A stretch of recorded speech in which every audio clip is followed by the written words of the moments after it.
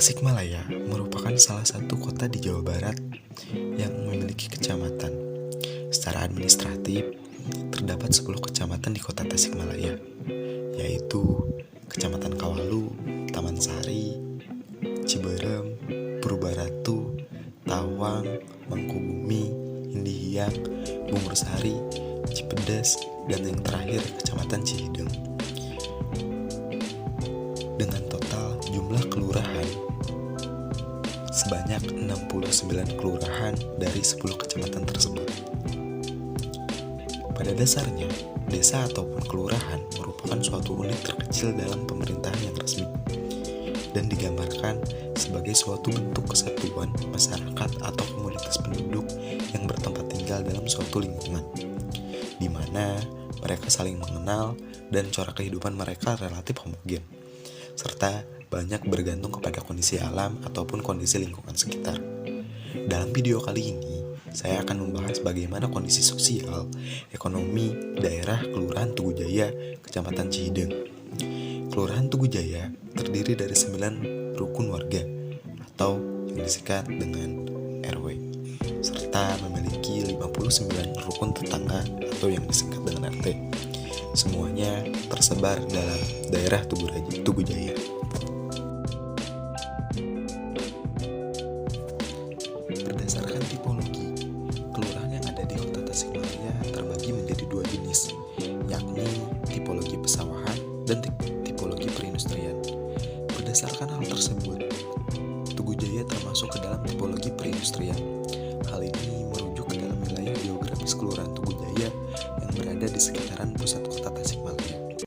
Secara realitasnya, terdapat beberapa pabrik, pusat perbelanjaan, serta retail-retail pertokoan. Masyarakat Kelurahan Tugu Jaya yang memiliki usia produktif cenderung bekerja di sektor-sektor tersebut, yang didukung juga dengan adanya perjanjian tidak tertulis ataupun perjanjian secara tidak langsung, yaitu mengenai adanya tempat tersendiri bagi anak daerah untuk bekerja di perusahaan tersebut. Kendati demikian, ketimpangan ekonomi masih ada di Kelurahan Tugu Jaya. Sebagian lagi masyarakat Kelurahan Tugu Jaya menjadi UMKM yang basisnya membuat sendal serta pakaian seperti kebaya, mukena, dan pakaian muslim lainnya, yang menjadi salah satu aspek penggerak ekonomi di Kelurahan Tugu Jaya. Pada realitanya, kota Tasikmalaya merupakan salah satu kota termiskin di Jawa Barat.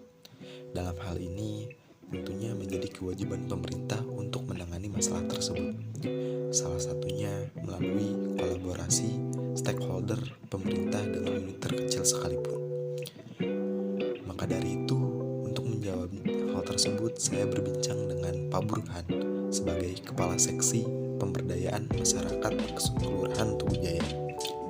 Beliau menjelaskan mengenai apa yang sudah dilakukan khususnya untuk wilayah Kelurahan Tugu Jaya. Selain dengan adanya BLT atau bantuan langsung tunai, Kelurahan Tugu Jaya melakukan pemberdayaan masyarakat untuk ikut memperkerjakan yang tidak bekerja dengan menjadikan sebagai mitra kerja dalam program kerja kelurahan. Selain itu, untuk menopang UMKM lokal, diadakannya bantuan serta sosialisasi terkait teknis marketing melalui sistem pemasaran digital. Dan juga di sisi lain adanya upaya untuk percepatan pemulihan ekonomi pasca COVID-19. Secara garis besar, apa yang sudah dilakukan ataupun yang terjadi secara kondisi ekonomi di Kelurahan Tugu Jaya memang terfokus pada aspek perindustrian. Maka dari itu, kondisi ekonomi di Kelurahan Tugu Jaya terbilang cukup stabil. Akan tetapi demikian masih terdapat beberapa ketimpangan. Salah satunya adalah di luar usia produktif, di mana masih terdapat kebingungan ataupun ketidaksejahteraan masyarakat Tugu Jaya, khususnya masyarakat yang memiliki usia di luar usia produktif.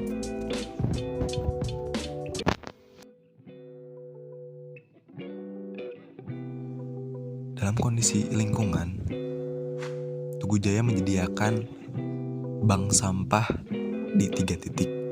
Dalam hal ini, untuk mencapai terciptanya lingkungan yang bersih dan juga resik. Di sisi lain juga, Kelurahan Tugu Jaya melakukan sosialisasi kepada ibu-ibu PHK serta RT RW terkait adanya pemilihan atau pemilahan sampah untuk menunjang bank sampah tersebut. Yang menjadi kendala di sini adalah tidak konsistennya pengurus yang mengurusi bank sampah tersebut. Mengapa demikian? Karena pengurus bank sampah tersebut memang tidak dibayar ataupun dilaksanakan secara sukarela. Maka dari itu sulit untuk menemukan orang-orang konsisten. Selanjutnya, dalam pendidikan, di sekitaran Tugu Jaya rata-rata pendidikan sampai sekolah menengah atas. Dan untuk yang putus sekolah dikatakan relatif kecil. Selanjutnya untuk kondisi kesehatan, tentunya Kelurahan Tugu Jaya memiliki beberapa posyandu. Di sisi lain juga, posyandu tersebut dibekali oleh 2 puskesmas yang tentunya membantu posyandu tersebut. Mulai dari sosialisasi penyakit menular, infeksi, dan lain sebagainya. Berbicara dengan orang di Tugu Jaya, bahwasanya untuk case atau kasus stunting itu hampir dikatakan masih terdapat stunting. Akan tetapi perlu digarisbawahi bahwasanya stunting di sini bukan gizi buruk, melainkan kurang gizi. Selanjutnya untuk vaksin dan lain sebagainya, Kelurahan Tugu Jaya sudah melakukan beberapa kali vaksinisasi di beberapa tempat, termasuk di kelurahan tersebut, untuk mempercepat proses vaksinasi di tempat tinggal Tugu Jaya. Selanjutnya, program kerja dari Tugu Jaya yaitu mengadakan tanaman hidroponik dengan memberdayakan kader-kader ataupun masyarakat dari Kelurahan Tugu Jaya untuk mengurusi tanaman hidroponik tersebut. Untuk kondisi lingkungan ataupun sosial di Tugu Jaya memang dikatakan rawan akan terkena banjir. Kendati demikian, di sini juga kurangnya kesadaran masyarakat akan pentingnya menjaga lingkungan. Maka dari itu, pekerjaan rumah bagi pemerintahan yang berada di Tugu Jaya itu adanya meningkatkan kesadaran pentingnya kebersihan lingkungan yang ada di Tugu Jaya. Ya, melalui bank sampah yang disebarkan di titik tersebut. Di sisi lain juga, untuk memproduktifkan ataupun memperdayakan masyarakat Tugu Jaya, yaitu dengan mengadakan tanaman hidroponik yang sudah berjalan sekitaran 6 bulan.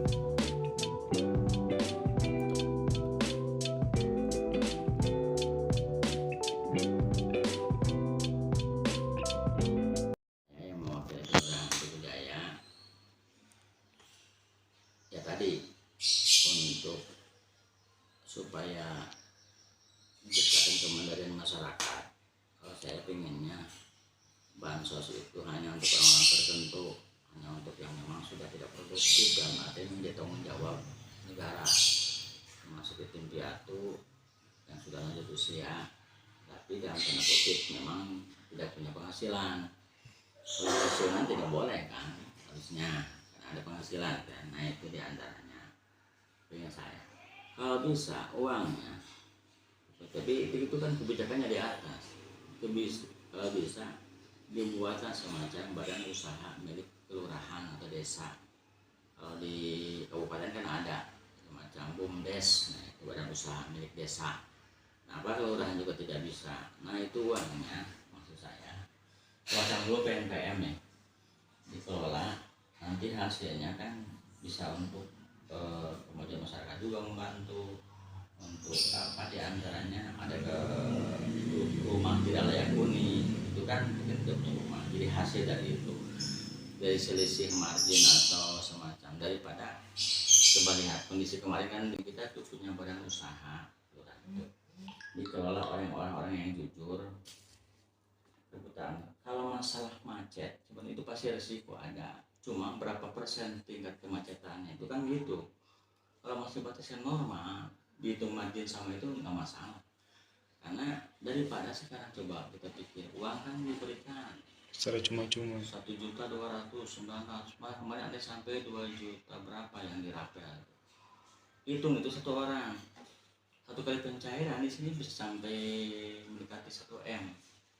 Bisa dibayangkan lah, uang kan gelontorkan pemerintah itu kan uang apa kita nggak tahu, apakah uang modal bank sampai banknya kemudian dijual. Memang BRI sama bank-bank memang masih berjalan, tapi modalnya sekarang sudah modal asing yang masuk, karena modal aslinya sudah ditarik semua oleh pemerintah untuk pakai ini. Kemudian dari jadi kalau sirina sudah dijaminkan lah. Nah itu, jadi apalagi dengan kan beberapa pulau sudah dijual, itu jadi masalah. Kita kan berarti bukan solusi sebetulnya kalau saya mah.